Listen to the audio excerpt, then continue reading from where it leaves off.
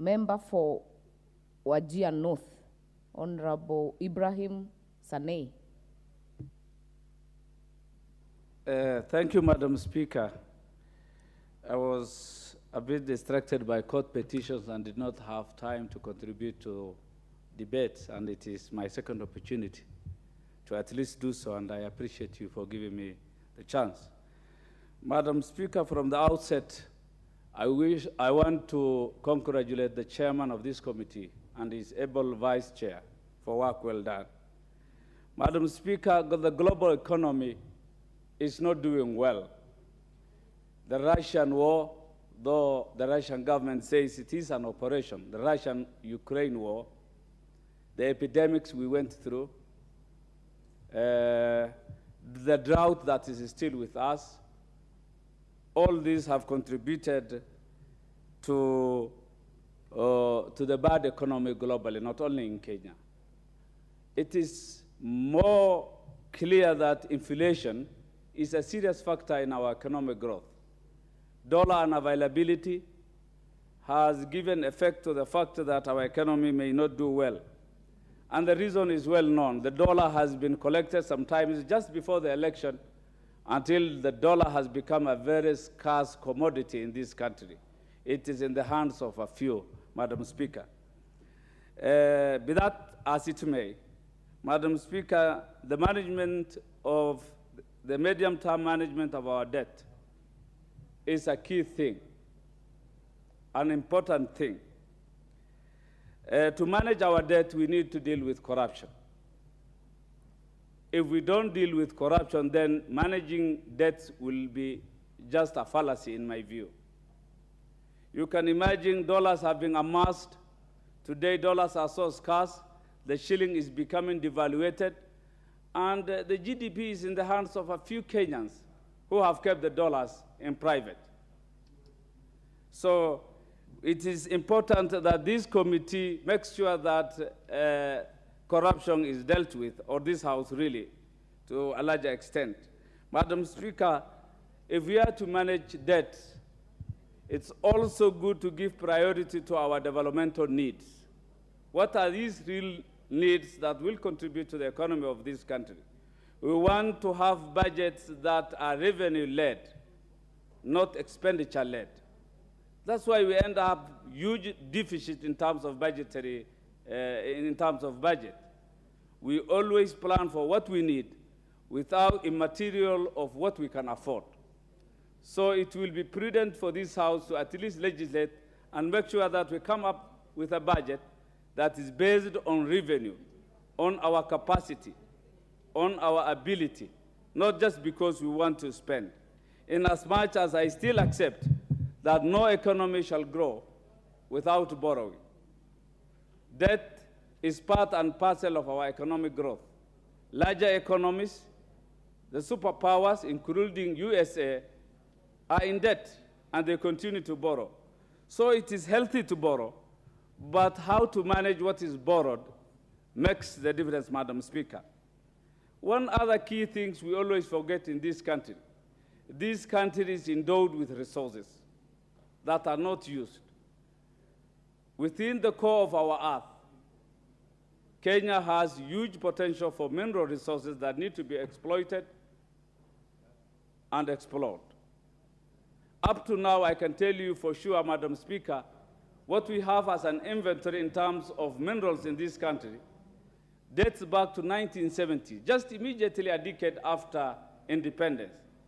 If we were to go for a thorough exploration and exploitation of our mineral resources, this country would have been rich and wouldn't be in a position to borrow debt. Northern Kenya is full of minerals that is of value. From where I come, the constituency, the entire Wajir North is full of minerals of all kinds. Kenya lacks the capacity, and I think it is time we relook on our capacity to explore and exploit our natural resources, more so minerals, Madam Speaker. If we do so, then the possibility of borrowing will be diminished as much as is required. One other aspect, Madam Speaker, that this House needs to is the discipline to make sure that we implement the budget we pass. You will mostly see that our budget, there is lack of discipline in budgetary implementation. There are diversions. There are other projects that just come midway, and this contributes to borrowing unnecessarily, Madam Speaker. In other words, to sum up my contribution, I look forward to a situation where we will be having budgets that are led by our revenues, not wishes, not expenditures. Madam Speaker, of concern to me too is equity in the loans we borrow. We borrow for the entire country. We don't have to borrow only for Nairobi or some parts of the country, Madam Speaker. Loans are bequeathed to every citizen of this country. Every Kenyan has to bear the burden of paying this loan, our children, the next generations and generations to come.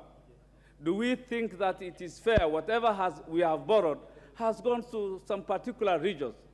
If I may speak kindly, Madam Speaker, of all the loans who are borrowed, what went to Wajir North in terms of development? What went to Wajir County? I think time has come that there should be equity in the distribution of what we borrow, because these are Kenyan loans, and all taxpayers have to equal. Order members, Honorable Meli, Honorable Chepkonga, you know the rules of crossing the floor. Continue, Honorable Ibrahim. Thank you, Madam Speaker. Senior speakers have the audacity to not follow the rules, and I am happy you have at least reminded my senior not to do so again. Madam Speaker, I emphasize on equity, that we borrow for the entire country and Kenya as a whole. Because who pays the debts? Who pays the loans? It is Kenyans. Many are privileged by paying for loans whose developments and dividends we don't get. So time has come that even these loans should be shared equitably based on the priorities and the developmental needs of different parts of this country, especially, Madam Speaker. One other key thing to control our debt, we have so many parastatals and regional bodies that are avenues for expenditure only, who go into agreements with lenders. How many authorities do we have in this country that do nothing really, just incurring costs and expenditures? Why do we have Northern Water Surface Board, for example, and Ewasonyiro Northern Development Authority? These are two bodies that can be amalgamated and do the same kind of work. We can at least cut on costs, and I hope the leader of majority is listening to this. I am saying, why do we have two bodies in the same region, Northern Water Surface Board and Ewasonyiro North Development Authority? And then you have Ewasonyiro South Development Authority. We can join these and amalgamate them and give them the same mandate and cut on cost.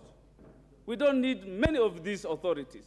We have over 200, 300 parastatals in this country that are only thrive on expenditure, Madam Speaker.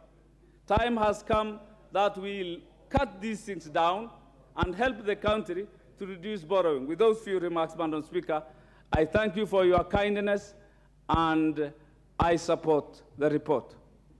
Thank you. Member for Wajir North.